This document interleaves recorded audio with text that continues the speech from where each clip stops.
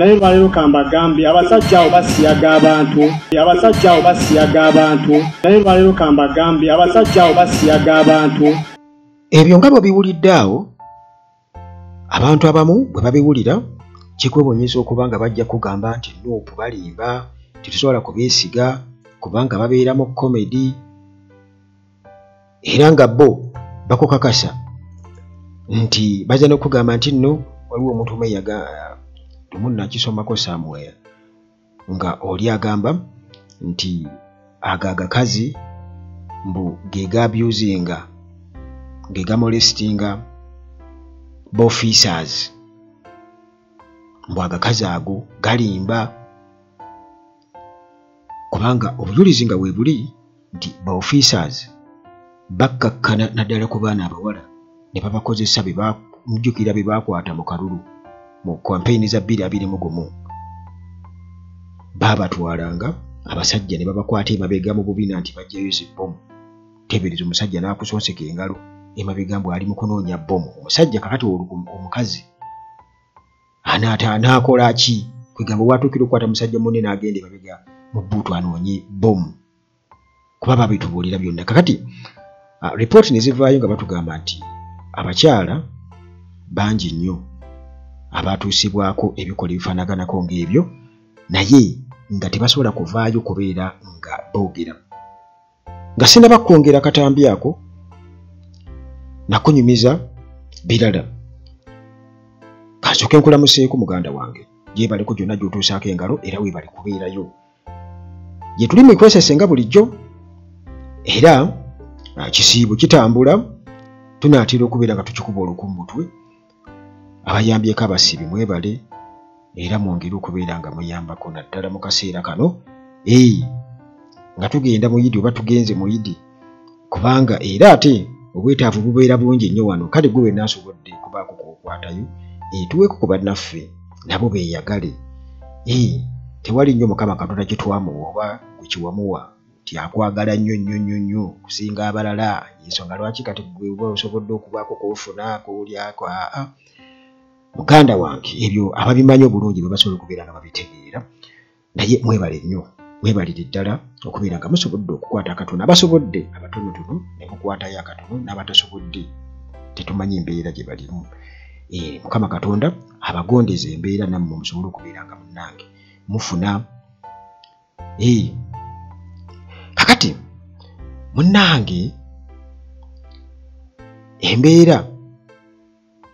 nga bw'ogiwulidde munnaffe atugambye nti abasajja batusiyaga nga batututteyo mu makomera n'abakyala nabo babadde n'ensonga zaabwe. By the way yali Women's Day juzi ku kitebe kya Nuupu ne batunnyonnyola abasajja abo kye bakola abaana baffe abawala oba abakyala be bakutte. Kasooke kumalirayo akatambi kano then tweyongereyo. Naye lwaleero kambagambye abasajja abo basiyaga abantu. Abasajja bansizamu engoye nzigwendaba ayogera wano abeesefisi bennyini ne bansizamu engoye nali nkiddo kyogera nga omanyi kiswaza sinsalawo okujjanjabya ng'omuntu medical reporting ina eraga mpuno bansiyaga. Oli muzira kubanga olina confidence eyogera ebikolobero bye bakoze kubangi nnyo babakolako ebikolobero. Gwe Muhoozi, gwe Christopher Damulira, gwe Andrew Mwenda tetubalinaako buzibu basiyazi mmwe naye mulekeraawo okusiyaga abantu baffe. Hillside View Apartments kyekifo ekitegekeddwa obulungi eri gwe wenna eyandyetaaze okubaako w'opangisa okusula okumala ennaku engere. Ekifo kino kirimu buli kimu oba oyinza okugamba kiri fully furnished. Kirina free wifi, parking nga ziddala ate nga ya bwereere. Apartments zino zizimbiddwa ku mulembe anti munnange bw'ogipangisa obeera ng'ali mu makaago tolina kiweetaaga kwetikka kutwala oyagala kwefumbira buli kimu mwekiri ate nga ne ba caretakers babaawo okuweereza. Security y'amaanyi emisana n'ekiro. Kifo kisirifu ekiyinza okuwa emirembe okuwummuliramu ate nga n'omulirwano gwa buvunaanyizibwa. Hillside View Apartments zisangibwa ku kyalo Janyi ku Kyaki. Gwe munnange ava ku Entebbe Airport ovugirawo eddakiika 25 zokka olubotuuka ekitende Kajjansi n'ovugirawo eddakiika 8 zokka okutuuka ku Hillside View Apartments. Bw'oba ova Kampala ovugirawo eddakiika 25 zokka ate gwe munnange ava e Munyonyo Kinyana Mpindi kubanga eddakiika ziri 10 zokka. Emiwendo gikkirizika ate nga gyakuteesa kuba ku 0704 13 14 oba 0770 era munnange ne Timo Property Consultants Limited gye bali nnyo gwe ayagala okugula ettaka okutunda ettaka oba ayagala okuzimba ennyumba n'okwagala okumanya byonna ebikwata ku processing ebyapa aba Timo Property Consultants Limited bakubiireko ku namba zaabwe zibeerako nnyo wano ku Uganda at large ate era n'omusawo omukugu doctor ali qualified gyali nnyo abantu bamutegedde ebyaddala abamutegedde bo bamutegedde si musajja wa kabi nnyo gwe nga bw'obintu okuza dokituli bannange alabika amagezi gali mu mutwe nakukola research ate omuntu atasobola kukka ku ground tasobola kumanya naye munnange abantu gye bali nga balina amagezi naye lwakuba nti ate babeera mu dduka babeera mu kwekweka kyekintu ekiruma ennyo naye nga dokita gyali era enamba yaye gwe jangu wano ku Uganda atalaajo ŋŋambe enamba zange esembyayo 15 endala esembyayo 73 gwosobola okunkontaktingako nenkuwa enamba y'omusawo kakati munnange juzi twali ku lunaku olw'abakyala yadde baludileyingisaamuko ku kitebe kya Nuupu okubeera nga balukoza naye era munnange anti era olunaku luba lunaku bwe bati basobola okubeera nga balukoza kakati eno abakyala baatutegeeza nga batugamba nti nno mu kukwatibwa ng'oggyeko okukwatibwa naye ate be batuusibwako eyo bafuna okwabusingibwa okw'amaanyi ennyo okukosa n'okubeera nti tebabakkiriza kubeera nga boogera sajja bakukwata ne bakugamba nti bw'ogezaako n'obako ky'oyogera ng'ofulumye wano tumanyi abaana tumanyi tugenda kuba nonna gwamanyi kakati ogenda okufuluma ng'oli mu kutya kale kwegamba baba arrestinga baba abusinga baba silensinga byonna okutwaliza awamu kakati ate munnange eno baginyumyanga firimu ya hora nti abo abaali bakwatiddwa ne batwalibwa mu nkomyo n'abasajja batunyumiriza kati oyo omwami oba omuvubuka atubuulidde nti abasajja bamusiyaga ebyaddala agesajja gali naawe ganywa enjaga ganywa buli kimu ekitamiiza bakikozesa nakugamba nti eri mu theatre gye batulugunyiza abantu omusajja afuluma ebweru n'ateekako ekikoomi n'akomawo n'akukuba n'atuuya n'ekikoomi ne kimugwako n'addayo n'akuma ekirala bw'atyo nga kugamba ye kasaba mukuwa nti wuuyo tumukuwadde kitegeeza nti gwe oba owedde kakati tebeeza bamuwadde omukazi nti wuuyo kitegeeza nti agenda kumukakkanako amukole buli kimu kyakola kyayagala kati bannaffe basisita baffe banyinaze bwe bati bwe bayisibwa naye gwe munnange ali eno ebweru tosobola kubeera ng'obitegeera ebyo era abamu ku bo obabolaba nga bagamba nti agagakazi ge gakwata b'ofiisa baffe ge gaba abusinga mugamba naye bali kukwatira owuwo waliwo omukyala nabagamba mujjukira bulungi nnyo mu kwekalakasa kwe baategeka obutegesi nga bagezaako okutiisatiisa okwesitiringa fiya mu bantu okwaliwo nga bobi ne bamukwatidde eruuka mwalaba omukyala oba yali kansala wa NRM mutabani we bamukuba essasi naye no bambi bamukuba batya nti omwana ono omuto yagenda okulaba kugamba abantu ekyoka abantu tebaateebereza nti abasirikale ono babaleese kutta nti abasirikale abaali bambaddereeya baali babaleese kutta nti kugamba b'abantu balowooza nti bwayimirira ku kkubo bw'ati nga talina kyakola abasirikale tebagenda mmukuba kumbe b'abasirikale baali babatumye emirambo era emmotoka yajja eronda emirambo kati bambika n'akaana akalenzi akato akaali wansi w'emyaka oba gyali 16 kati kalaba abasirikale kale omusirikale adduka adda gye kali kati kadduka kaddeeka omusirikale nakakuba essasi naye nga kali ate teyali kakuba nti oba kamutunuulidde wabula nga kadduka kagenda ne mu mateeka ag'ekisirikale nga muli mu lutalo tekikkirizibwa naye obusajja obwo oba M23 bwakuba abaana abasasi bwabakuba kakati munnange bakuba muna NRM olukulu naye bwe yali akaaba mujjukira bulungi ebintu byakaaba ng'akulaga aweereza NRM ebbanga munsasudde kino bannange kugamba obulumi n'owuli obulumi ku mutima kubanga yali maama akaabira omwana we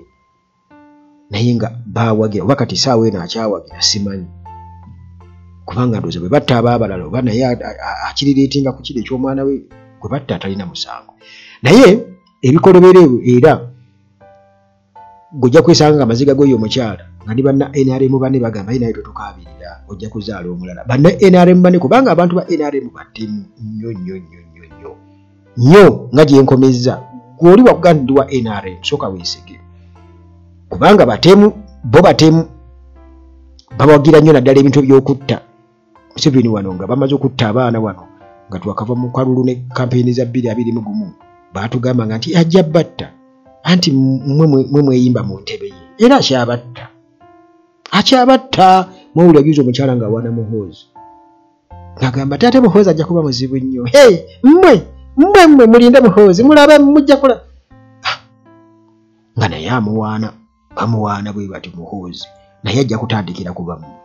mumulowooze bw'agirawo ate n'ayiwayo nti aba akyajjukira nti nno gw'oyambala yiro litayambala yiro wano mu kalulu ke Kawempe tebabakubye babadde basosola kakati munnange International Women's Day naye nga yali delayed omukyala wani Makerere Kavule nti abakyala baatandika okubeera nga bannyonnyola biki bye bayitamu mu makomera bano baba abusinga sexually agasajja gabakakkanako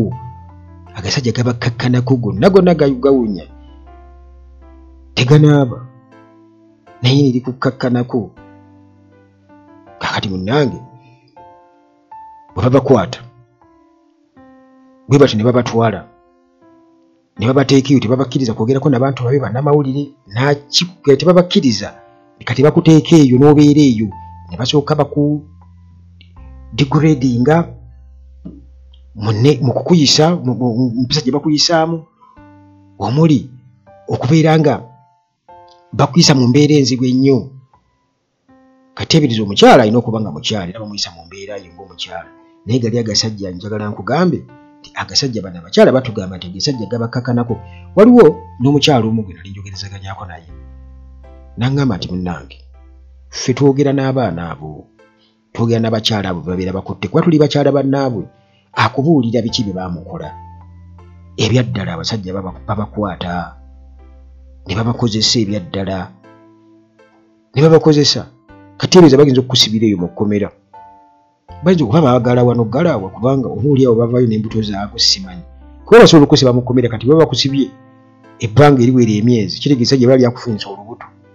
liba lyakufunyisa olubuto nti wano oyinza okwesanga nti oba oli awo singa oba bakwanguyidde ne bakuwa emergency pills naye babuwezaalo omwana ow'ogutemu obukwasi bw'abakazi teebereza ate nga gyebiri naye nga munnange kibi nnyo okuwulira ebintu ng'ebyo nti ddala agasajja gano gakwata bannyinazaabo ne gabakwata era abatubuulira batugamba nti okukwata nti beesunga okuba nti bakwatamuko ku bakyala oba ku bawala kati ne babatwala eyo bwe babatwala ne batandika okubeera nga beekola ofiisa beekola ekigenyi kati abasajja tikitabamalira abamu abavuzi b'empanka ne bagenda ne bakkakkana ku bavubuka ne batandika okukola ki ne batandika okubeera nga babasiyaga Bobi Wine bw'atyo yabalabula era ensi yonna ekimanyi bulungi nnyo nti ogwo muze gwabwe ogwa ddala naye ekisinga okuluma mu byonna nti ebyo byonna nga bw'obirabaawo ate babisiba kuba opposition nti bye babikola era ojja genda kuwulira nti mwabasiyazi naye nga baatubuulira ne ssente zennyini ze bagamba ezibadde nga ziyamba wano nga batugamba nti eziyitirayo zisapootinga ebisiyaga wano Trump yeyogera naye kati tumanyi nti oba ziyitira bunuupu oba ziyitira eno mu gavumenti kati awo kyolina okuba nga weebuuza nti ssente ezo Trump ze yali alumiriza okuba nti sapootinga ebisiyaga nga ziva eno ziyitira mu nuupu ziyitira eri awo nga twebuuza ani kubanga olaba abasajja nga bambi omwenda bafiirawo nnyo ku basiyazi okuprotectinga abasiyazi ekyo nakyo ojja okukikola ki ojja okukyewuunya naye tetulina nnyo oba oli awo kyetuyinza kubeera nga tukola okuleka okwekuuma nga tuli bumu nga tukkiririzaamu n'okulwana ng'oggyeko amaloboozi kuba amaloboozi tegamala tulina okubeera nga tukozesa emikono gyaffe okulaba nga twetaakuluza ku basajja bano ebyaddala kuba ebikulu ebifaanaganako ng'ebyo tebigenda kubeera nga bikoma. Gwe kitaliridde nnyina akujuliza buke naye bwe kirimuliira nnyina ali kugamba nti twebaka naawe tugende tumunoonye tugende naawe kitegedde. Kale tetugenda kulinda abo abatonotono, batono si bangi ababeera awo ne basaakaanya ne bakola batya, naye kati buwulira ebintu ng'ebyo kuleka mpozi nga tolina mutima gwa buntu. Naye bw'oba olina omutima gw'obuntu naye